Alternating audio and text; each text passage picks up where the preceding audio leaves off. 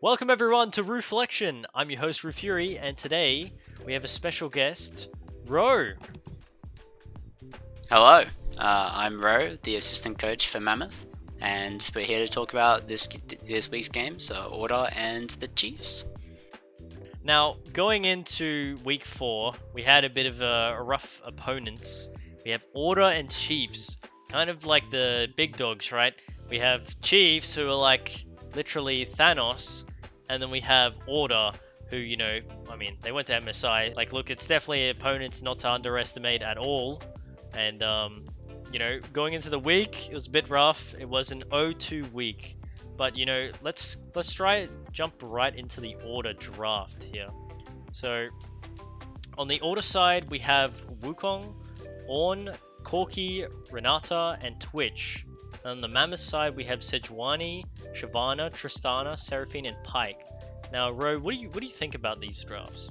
Order just has good flexibility. You're just looking at Ornn, Wukong, right? You've got some go buttons, you've got some go forward, and then Twitch is happy to either go forward or go front to back, depending on the situation.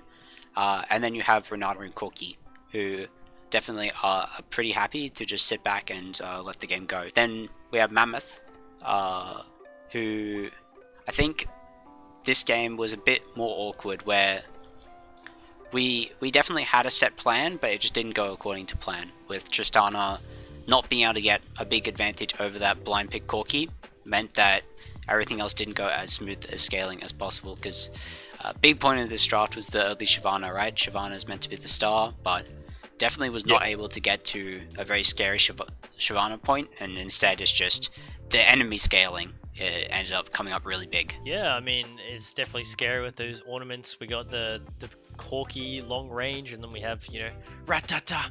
We got the Twitch out there, so, things do get kind of dicey in the late game. We can move on to the next game against the Chiefs, right? Speaking about the big dogs, the big undefeated Chiefs, the monster itself, right? What do you think going into Chiefs? Like, what mindset do you try and put onto your teammates? I think it was Lixus in the coaching interview put it really well, which was that when you're going up against an undefeated team, you don't have very much to lose and you have a lot to gain. You're expecting to lose, so if you do lose, you've lost nothing, right? And even just split one, and now basically I think literally undefeated, right? I don't think maybe they dropped a game or two in the first split. They did. Yeah. Drop not too many. But the point is still the same, right? Which is that because you're not expecting to win, if you lose, literally nothing lost. And you're even probably have a really good mental going into review. You're thinking like, okay, these people are really good. What didn't we do to actually achieve a victory that we can pull and use either in games against them in the future or just games against other teams, right? So there's that. But then if you do win, or you do have advantageous things, that's really good. Then it's really high in morale. And even better is that because you're not expecting to win, you're not afraid to do things like experimentation. Okay, I want to try doing this. I want to try like picking this champion and playing like this. I want to surprise them, right? And maybe you're scared to do that against teams where you're like, I should win against this team, just playing normal champions and just doing what's expected. And maybe that's a bit stifling in terms of your growth, because you're not actually experimenting with anything. And it also might mean that if you do lose that game, which of course we over here at Mammoth are not strangers to losing games we expect to win. Indeed. You might have a really big toll on the mental, or even just second guess what might just be good characters for you, because you might lose a game where you have everything you could possibly want. You're on characters that you probably wish you wanted, and maybe are objectively correct for you, but you just second guess yourself and you're like, oh no, I'm not really sure how I feel about these characters. I don't really know if I want to do that. Do we want to switch it up? Something like this. And that can really be poisoning in terms of your mentality and approaching how you're improving at the game, about how you think about how you should draft, all this stuff. But you just don't have that when you're up against a team like the Chiefs. So overall, it's just like you're really hopeful. You're just really hoping for good things, and if good things don't happen, then you're still in a good place. I mean, yeah, that sounds like very good,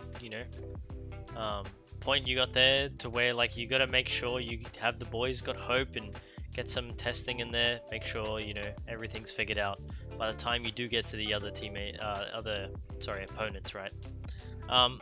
But looking, we can dive a little bit deeper into the Chiefs game, right? We can straight away look at the draft. Now here I got the Chiefs draft is Viego, Nautilus, Aphelios, Vladimir, Lissandra. And then on the Mammoth side, we have Rakan, Udia, Samira, Fiora, and Victor. Now, looking at the Chiefs side first, what are you thinking, Ro? I mean, the Chiefs have a pretty weird comp. The blind Lissandra is not something that is unseen from Tally. He brought it up against us in round robin 1 of this split, I believe. Yep.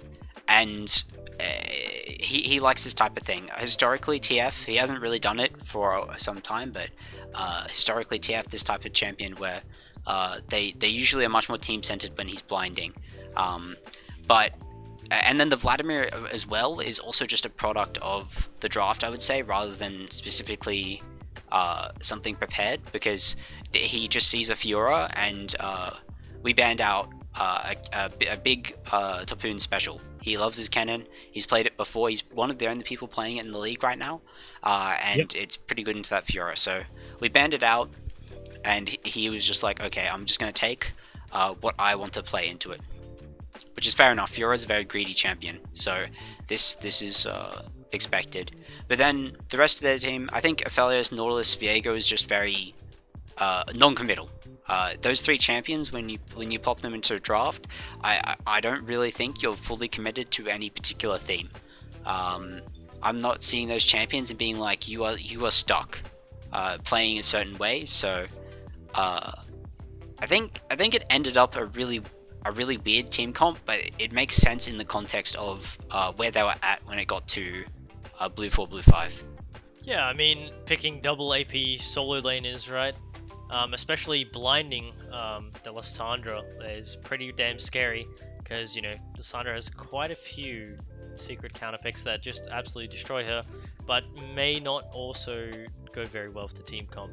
So looking at the Mammoth side, how do we think this composition works out?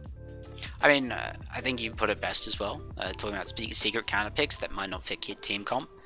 The Victor is there to really bully that Lissandra, but you look at his team and it's definitely a little bit strange. The Samira, Volibear, Udyr shell, unlike the other first 3 picks on the other side, do say something to me. It seems very aggressive. And then the Fiora is a bit of a weird one in terms of the context of the other champions, but look, it's there because we thought it was best, and that's where we'll keep that, right? It was definitely a very rough and very chaotic game, but we can look at the bot lane of Chiefs, Raze and Aldoric, right? They're undefeated and they're just absolutely destroying, right? Looking at these 2 players, and especially how Aldoric has come in, right? Facing Aldoric twice now, and you've seen these games, right? How do you think Aldoric fares with Chiefs? Aldoric just slots into that nicely. Another really talented player who can create leads by himself, and then that just lifts the rest of them out.